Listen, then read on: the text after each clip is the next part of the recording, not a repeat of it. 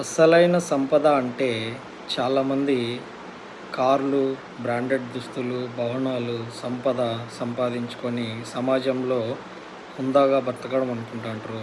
దానికోసం ప్రాకులాడుతూ జీవితంలో సగం జీవితం దానికోసమే వెచ్చిస్తారనమాట.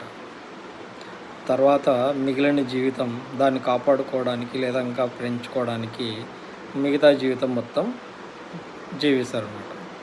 కానీ జీవితంలో నిజమైన సంపద అంటే ఆరోగ్యము, ఆర్థిక మాంద్యం లేకపోవడము, ఆర్థిక స్థిరత అంటే అప్పులు లేకుండా వచ్చే దాంతో సుఖంగా ఉండగలగడం, ఆరోగ్యము, మనశ్శాంతి, కుటుంబంతో మంచి సమయాన్ని వెచ్చించగలగడం అంటే కుటుంబంతో కలిసి తినడం, మాట్లాడడం, సంతోషంగా ఉండడం, ఇట్లాంటివన్నీ నిజమైన సంపదల కిందికి వస్తాయన్నమాట. మూడే మూడు ముఖ్యంగా ఆర్థిక స్థిరత, మనశ్శాంతి, ఆరోగ్యం.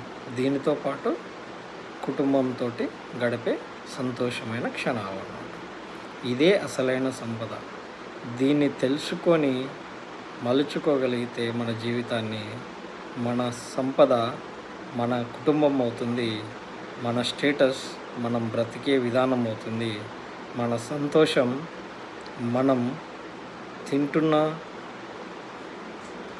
ఉంటున్న మనుషుల మధ్యలో మనం ఎంత మనశ్శాంతిగా ఉంటామో దాన్ని బట్టే మన సంపద మనకి ఎంత ఉంది అనేది మనకు తెలిస్తే చాలన్నమాట.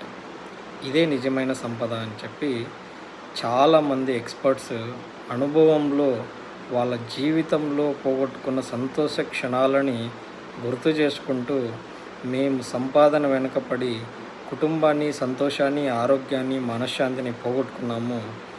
మీరు ఈ జనరేషన్ వాళ్ళు సంపాదించండి, అప్పులు చేయకండి, తినండి, కొంచెం ఎత్తిపెట్టండి, సమయంలో కొంచెమన్నా మీ కుటుంబంతో గడపండి ఒక రోజులో.